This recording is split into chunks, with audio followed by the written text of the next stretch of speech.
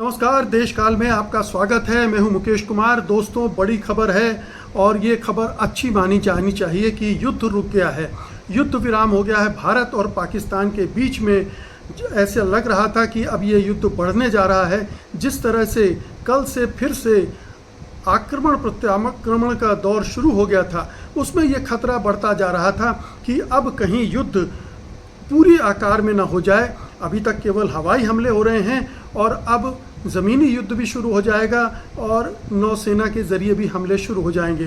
तो लेकिन ये राहत की बात है कि दोनों देश युद्ध विराम के लिए तैयार हो गए हैं। युद्ध विराम की घोषणा हो गई है।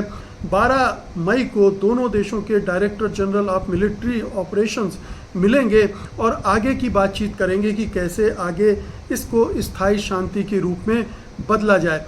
ये जो उपलब्धि है, इस पर एक बड़ा प्रश्न चिन्ह भी लगा है और वो इसलिए लगा है कि भारत सरकार पहली बार मध्यस्थता के लिए तैयार हुई है।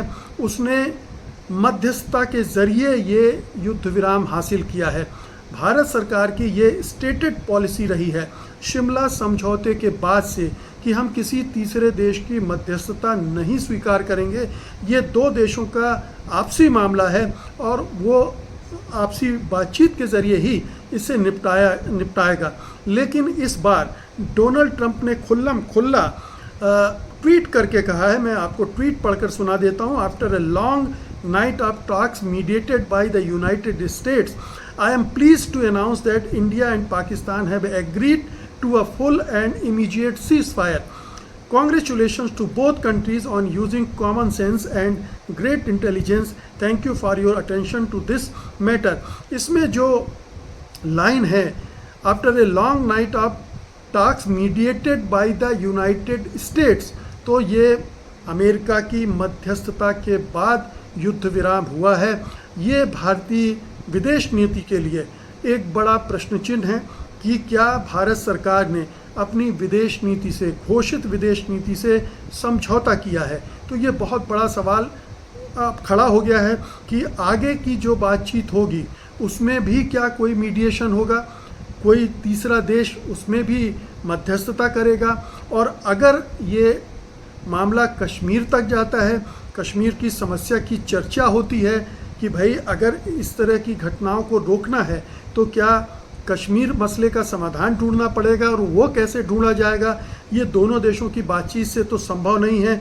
ये हम लोग पिछले इतने वर्षों में देख चुके हैं। अंतर्राष्ट्रीय बिरादरी का ये तर्क होगा, ये दलील होगी कि आप दोनों तो आपस में संबंध सुधार नहीं पा रहे हो, अब अंतर्राष्ट्रीय बिरादरी की मदद लीजिए, मध्यस्थता की स्वीकार कीजिए और फिर इसको आगे बढ़ाइए।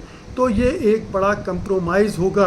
अगर ये इस तरह की भी कोई सहमति इस युद्ध विराम के बातचीत के दौरान हुई हो कि आगे इस समस्या का समाधान भी ढूंढा जाए मध्यस्थता के ज़रिए, तो ये तो बहुत बड़ा समर्पण हो जाएगा, बहुत बड़ा कंप्रोमाइज़ हो जाएगा मोदी सरकार की लिहाज से।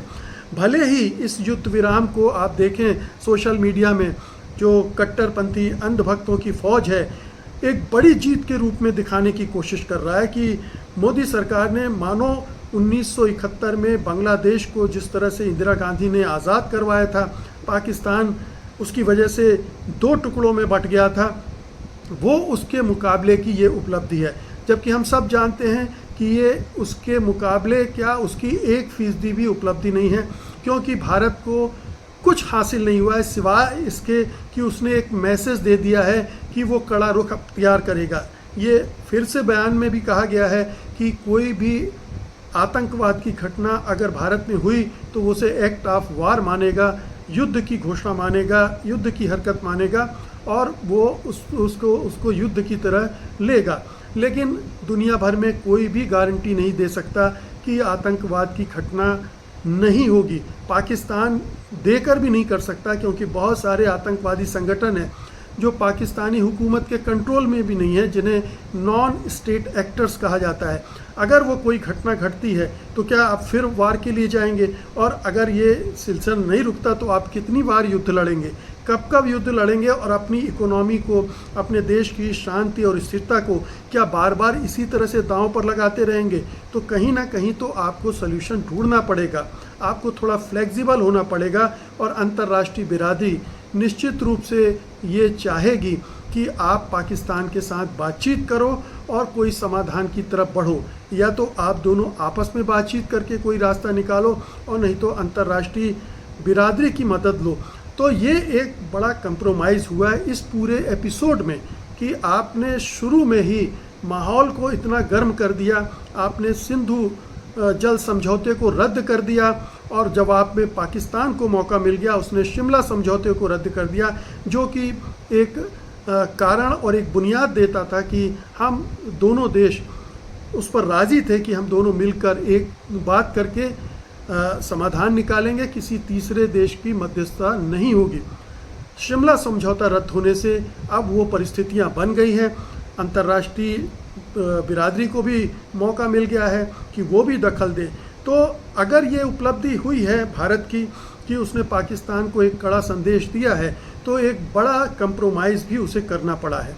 ये एक तरह का आप मान सकते हैं कि सरेंडर भी है, अपने विदेश नीति से सरेंडर है, और ये एक बहुत ही इसका दुखद पहलू है।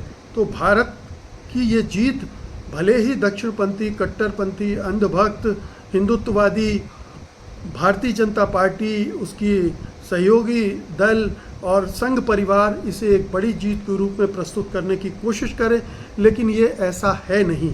ये इतनी बड़ी जीत कतई नहीं है, कतई नहीं है, कतई नहीं है। और सबसे बड़ी बात यह है कि आपने अगर ये काम किया है तो पाकिस्तान ने भी जवाब में जमकर हमले किए हैं और जम्मू के पुंछ और राजौरी वाले इलाके में बड़ी पैमाने पर नुकसान भी पहुंचाया। अब पाकिस्तान ने भारत को कितना नुकसान पहुंचाया है, ये खबरें हमारे पास सही पुष्ट होकर नहीं आई हैं, इसलिए हम उस पर कोई दावा भी नहीं कर सकते हैं कि कितने प्लेन पाकिस्तान गिराने में कामयाब हुआ, 1, 2, 3, 4, 5 कितने गिराए हैं। इसके बारे में जब भारत सरकार के प्रवक्ताओं से पूछा गया तो उन्होंने कहा कि ये वक्त नहीं है इस सवाल का जवाब देने का। तो ये भी है, भारत के कुछ डिफेंस इंस्टॉलेशन पर भी हमले पाकिस्तान ने किए, उनको कितना नुकसान है इसका हमें पता नहीं।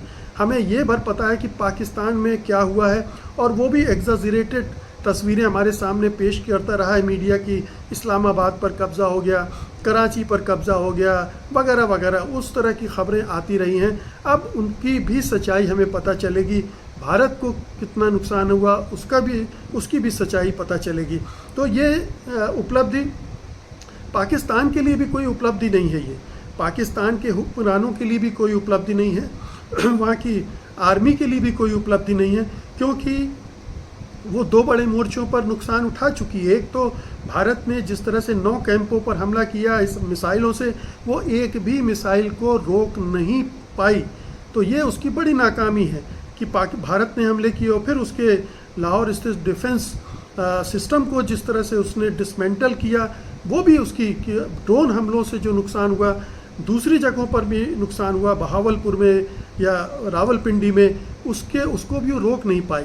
तो ये दोनों तरह से उस पाकिस्तान आर्मी के लिए भी नुकसानदेह हुआ है, पाकिस्तान सरकार की अपनी क्रेडिबिलिटी गिरी है, तो पाकिस्तान को भी नुकसान नहीं हुआ है, और भारत को जिस तरह से ये युद्ध विराम हुआ है उससे भी नुकसान हुआ है। तो आज इस पूरे युद्ध विराम को इसी फ्रेम में हम देख सकते हैं।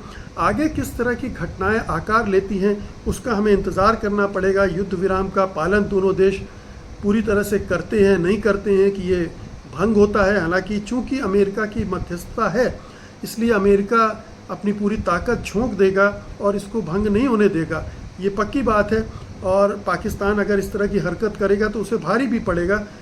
भारत ने अभी तक जिम्मेदारी के साथ इस युद्ध को लड़ा है, जितना भी युद्ध हुआ है, जो भी कार्रवाई हुई है रिटेलिएशन की, उसने बहुत जिम्मेदारी का परिचय दिया है। इसलिए भारत को लेकर अंतर्राष्ट्रीय बिरादरी में उस तरह के संदेह, शक, शुबहा नहीं रहेंगे, वो भारत पर यकीन करेगा। लेकिन पाकिस्तान इस तरह की हरकतों से बाज आएगा, इसमें बहुत संदेह है। दूसरी बात यह है कि भारत सरकार ने कह तो दिया है कि आतंकवादी घटना को युद्ध की तरह ट्रीट करेगी, लेकिन क्या कल को कोई और आतंकवादी घटना होगी तो क्या वो फिर से युद्ध लड़ने के जाएगा, और ये युद्ध किस पैमाने पर लड़ा जाएगा और उसका हासिल क्या रहेगा। भारत ने जो कार्रवाई की है, क्या उससे आतंकवाद रुकने जा रहा है? कोई भी इसको मानने को स्वीकार नहीं है कि उससे आतंकवाद पर विराम लगेगा, क्योंकि बालाकोट में भी एक कोशिश की गई, उड़ी के बाद भी एयर स्ट्राइक किए गए, लेकिन उसका कोई नतीजा नहीं निकला। इसलिए जाहिर है कि अब बात ये होगी कि दोनों देश आपस में बैठ के कैसे इस समस्या का, इस तनाव का स्थायी समाधान कोई निकाले, और भारत को उसके लिए लचीलापन दिखाना पड़ेगा। अंतर्राष्ट्रीय बिरादरी की मदद भी लेनी पड़ सकती, जैसा कि मैं पहले भी कह रहा था। और अब इस घटना के बाद हो सकता है कि भारत सरकार को एक राजनीतिक युद्ध भी भारत में, हालांकि मोदी सरकार ने एक और उनकी पार्टी ने एक गंदी हरकत शुरू कर दी थी। आज से एक घटिया वीडियो उसने जारी किया था, जिससे पता चलता था कि वो इस युद्ध का किस तरह से राजनीतिक दोहन करना चाहती है।